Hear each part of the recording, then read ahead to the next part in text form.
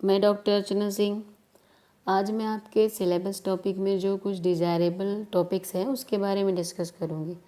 तो आज मैं गर्भ वर्णोत्पत्ति, गर्भ अवयवोत्पत्ति, गर्भ लिंगोत्पत्ति एवं गर्भांग विकृति के बारे में डिस्कशन करूँगी।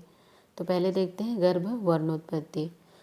तो महर्षि चरक ने लिखा है कि गर्भ के शरीर के वर्ण की उत्पत्ति में केवल कर्म ही विशिष्ट वर्ण की उत्पत्ति का कारण नहीं होते, बल्कि तेज धातु जब जल और आकाश महाभूत की अधिकता से मिश्रित होते हैं तो गौर वर्ण, तथा वही तेज धातु जब पृथ्वी और वायु महाभूत की अधिकता से मिश्रित होता है तो कृष्ण वर्ण, और जब सभी धातु शामिल हो जाते हैं तो श्याम वर्ण की उत्पत्ति होती है।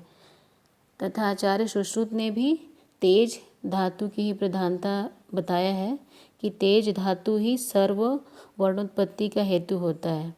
तो जब यही तेज धातु गर्भोत्पत्ति के समय जब वह जल धातु प्रधान होता है तो गौर वर्ण, और पृथ्वी धातु प्रधान होता है तो कृष्ण वर्ण, और पृथ्वी और आकाश दोनों धातु की प्रधानता से है तो कृष्ण श्याम वर्ण, तथा वही तेज धातु जब जल और आकाश की प्रधानता के साथ होता है तो गौर श्याम वर्ण की उत्पत्ति गर्भ में होती है। यहाँ आचार्य वाग्भट ने 4 कारणों का वर्णन गर्भ की वर्णोत्पत्ति के लिए दिया है।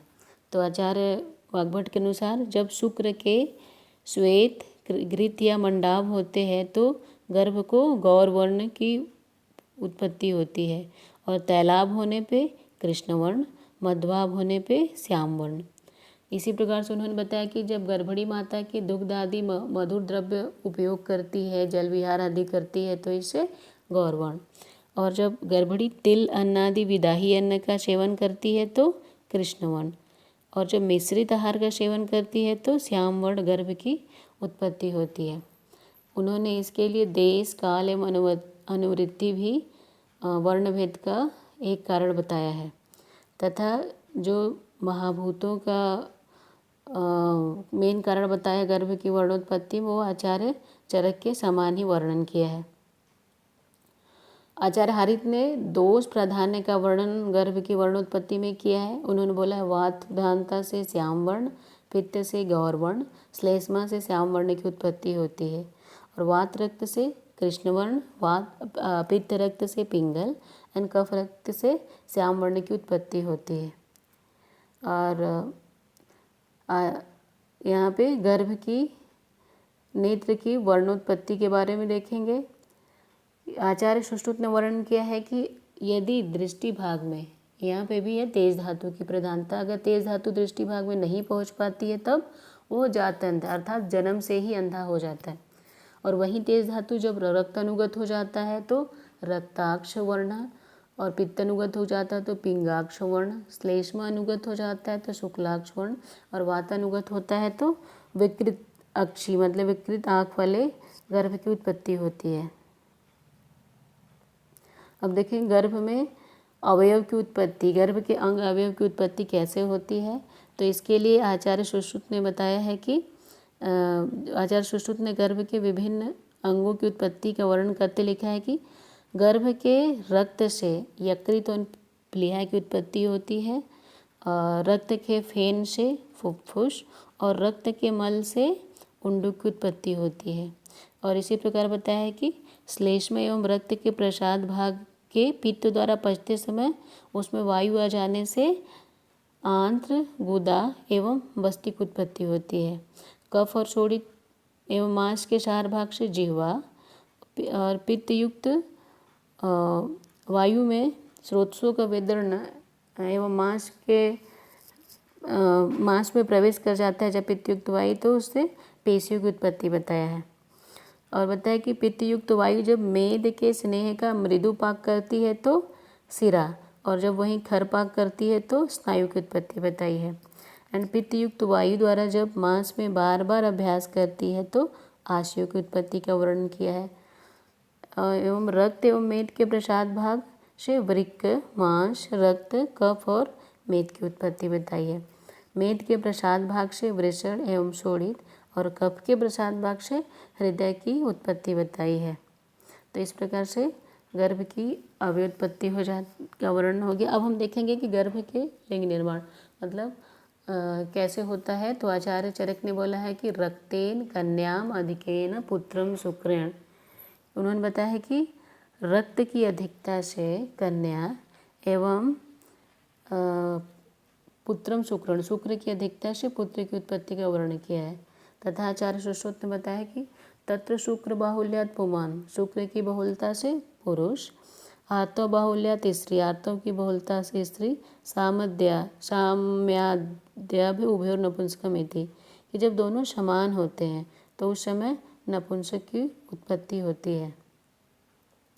आचार्य अरुण दत्त ने बताया है कि जब पुरुष स्त्री के संयोग के समय अगर यदि पुरुष पहले विसर्जित हो जाए तो वीर्यवान पुत्र की उत्पत्ति, और यदि स्त्री पहले विसर्जित हो जाती है तो रूपवती पुत्री की उत्पत्ति होती है।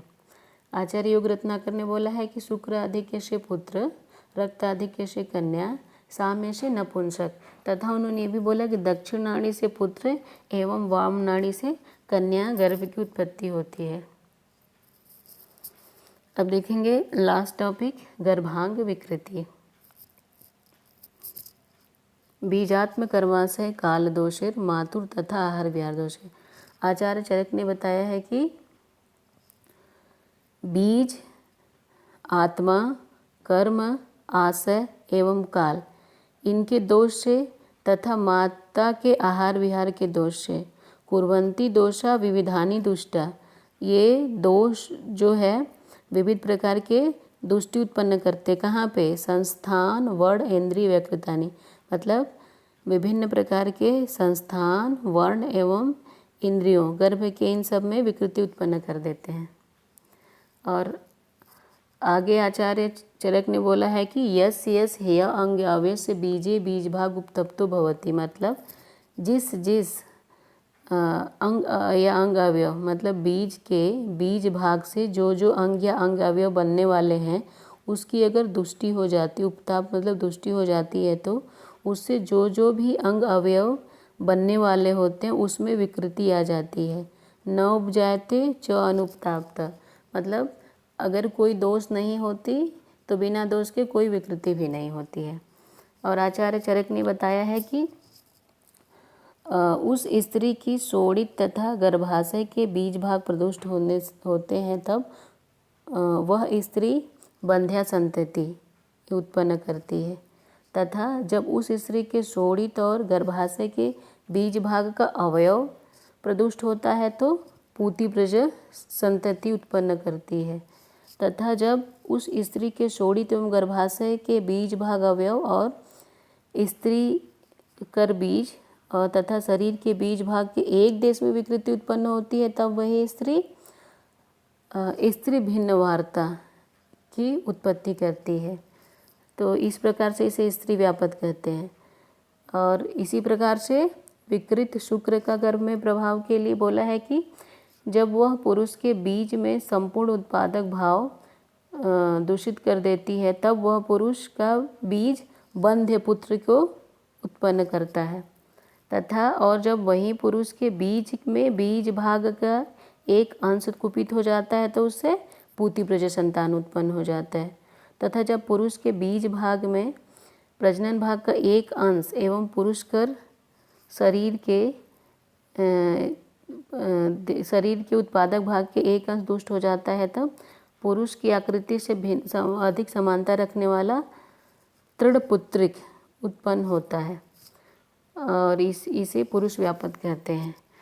तो इस तरह से गर्भांग विकृति आचार्य चरक के अनुसार हुआ। और आचार्य सुश्रुत ने बोला है पाप कर्म, वात आदि दोष, प्रकोप, अदौहृद अवमानना, माता पिता की नास्तिकता, पूर्व जन्म के अशुभ कर्म, अकाल प्रवाहण, प्रसव के समय में अधर्म, ये सभी कारण से गर्भ विकृति को प्राप्त होता है।